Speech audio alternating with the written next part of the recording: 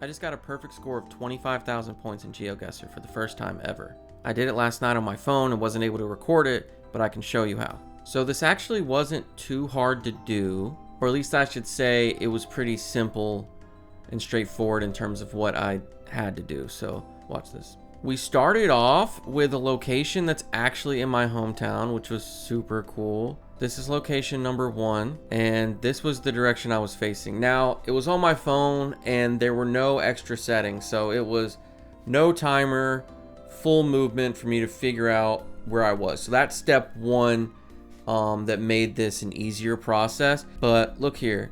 You see how this sign says Halls Mill Road? Once I read that, and obviously like the trees and the church right here, I already knew I was in Mobile, Alabama, and that's where I live. So I just had to pull up the map and find Halls Mill Road, of course. And I saw this road I knew more than Pollard Lane called Navka Road, which is nearby. So I just went and I found it. It was actually pretty easy, didn't take too long at all. And I was like, how cool is that? I live there. And so once I got that 5K, I was like, let's not blow this. And the game actually made it pretty easy to not blow it because I spawned in and I'm already looking at a hotel with the word Yucatan on it. So I immediately, went to the map, and I wasn't this zoomed in. I don't know how to zoom out anymore.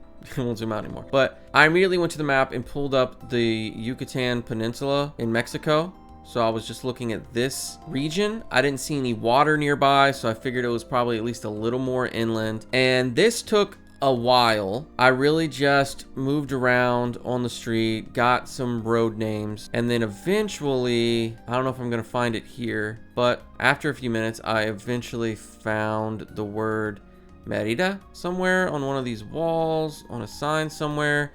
And so I hit the little flag button that takes you back to where you are, and I found the intersection of C55 and C56. Made sure I was looking the right direction at right here, Hotel Gran Real Yucatan, and that's how I did that one. So already, so far, I've spawned in front of a street sign in my hometown, and I've spawned in front of the word Yucatan at an intersection. So it's already a pretty simple process. It might take a while to find like the exact streets, but knowing that I have the names of them and the city I'm in helped me keep going, because it was letting me know like this is definitely possible. This isn't like I'm spawning in a rural area or anything like that. And by the way, speaking of that, this map is called GeoBetter World 2 NA bias. So GeoBetter World is one I like to do a lot. I actually feel like I'm learning. I can use my detective skills, but GeoBetter World 2 has a lot less rural locations. There's a lot more clues and stuff like that. So then on this third round, we're back in America, and I get spawned at, which way was I? I get spawned at this intersection looking at a Bojangles. And I'm like, okay, I'm pretty sure, I don't know if those are anywhere but the south, but I'm pretty sure I'm in the USA. We have an Exxon gas station right here. The road lines, the cars, the fire, everything matches, right? And since I can move, I go down, I see this sign that said University Parkway. I'm like, okay, well, I probably should take a right and figure out what university that is. And I get to here, I can zoom in and see Wake Forest, the Winston-Salem Open.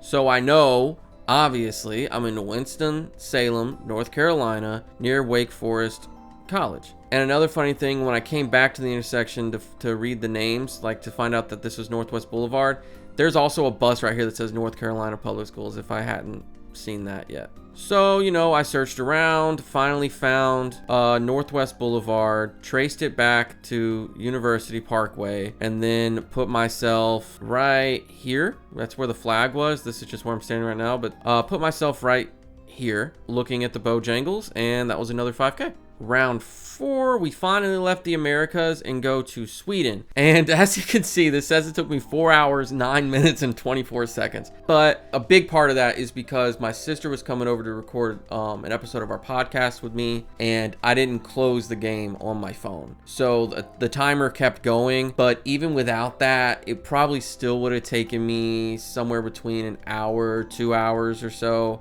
Because this was actually, again, I spawned in looking at road names, right? Fat Berskaten and Bjorngardsgaten. And I was like, okay, cool. I have a relative idea of where I am. And then you see this building, and sometimes the maps show like what the tops of big buildings look like. So I tried to find that. But one of the big helpers was somewhere on one of these roadwork signs, because I wasn't super sure about the language, but I knew it was probably either like Norwegian, Danish or something, is if I can get a clear picture of this wall right here, there's a .se right here, which is the URL for Sweden. And somewhere else, if I can find it, there was a sign that said that I was in Stockholm. Right there, actually, it's right there. They'll let me look at it again. If you can see it right there, I don't think I can get any closer. You see Stockholm. So then I was just searching through Stockholm and the surrounding area, because as you can see, Stockholm is a county. And I know that, you know, I live in Mobile, but it's also in Mobile County. So, you know, there's Mobile maps on GeoGuessr, for example, that include areas like Theodore, Wilmer, Sims, the surrounding area in the group of Mobile.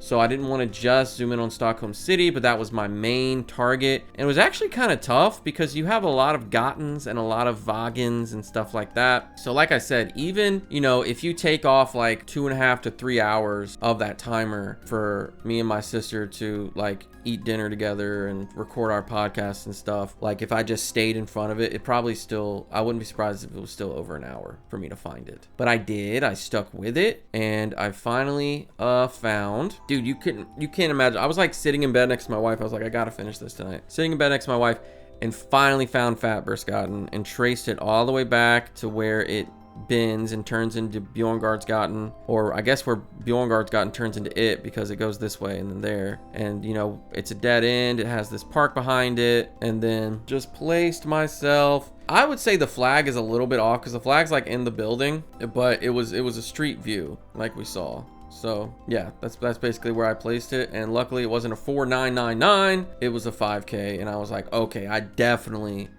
have to go for this round 5. I have 20,000 points. We need this 5K. Please don't be the middle of the jungle, right? And I got so lucky because I spawned in looking at this, and I already felt like I was in England. I didn't think it was central England. Like the bricks, like the architecture looks British, and I could zoom in and see a yellow plate right here. And there's also a yellow plate right here. However, the bricks aren't really red. They aren't that red, and it's not overcast coverage like you would see in a place like, let's say, how far can I zoom out, please? Like if I said, let's say, Manchester, right? Manchester, it's usually a lot more cloudy. There's a lot more red brick. As you get out into the more rural areas, if I can find those, like this, you see what I mean? There's lots of clouds, lots of red brick. The bushes are trimmed. You have these signs on the brick. But honestly, if I spawn in and like this is all I see, I'm probably still just gonna click Manchester because it's like right in the middle of England, and it's an easy like 4,500. Even if it's like Liverpool or Birmingham, which we have a Birmingham, Alabama, you still get like 4.5 to 4.7 thousand points for that. So I could tell it wasn't that, but that it was most likely England, especially with the yellow plates. And then I zoomed in on this trash can, and I had to like get to it. I didn't see it clearly right away. I had to reposition. Luckily, this is a little bit clearer than what I spawned in with, I think. And it said Cambridge City Council. And I was like, oh my God, I'm in Cambridge, England. And so the first direction I went was this way.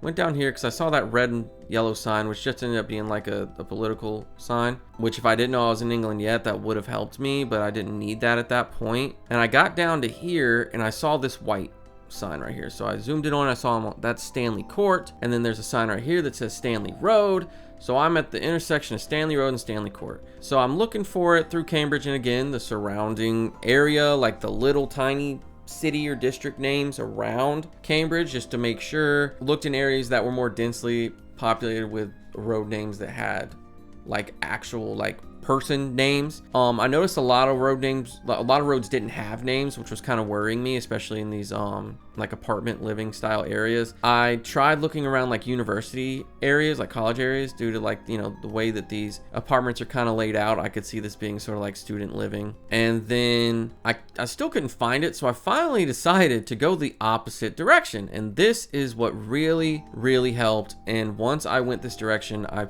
probably plonked within like 1 to 2 minutes. So you go here and you see, look, it's a 3-way intersection. I couldn't see that this was called Riverside, but I could see that there was a river and there was a bridge over there. So I was like, oh my goodness, let me pull up a map and look at all the different rivers that go through Cambridge, right? And see if I can find Stanley Street nearby. Like, see if I can find a river with a bridge that's going in that direction, right, which is like northwest to southeast, and then trace that back to, you know, a three-way stop. I think it was, yeah, this bridge right here, and then trace back to where the flag was. Like, you hit this little flag button at the bottom of GeoGuessr and it takes you back to the beginning of where you respawned, and saw that I was right here. I could look to my right and I could see building 104 a little bit in front of me and building 100 a little bit behind me. Like, look over your shoulder, you see it, and that Oyster Row was the street in front of me. So I plonked right there and of course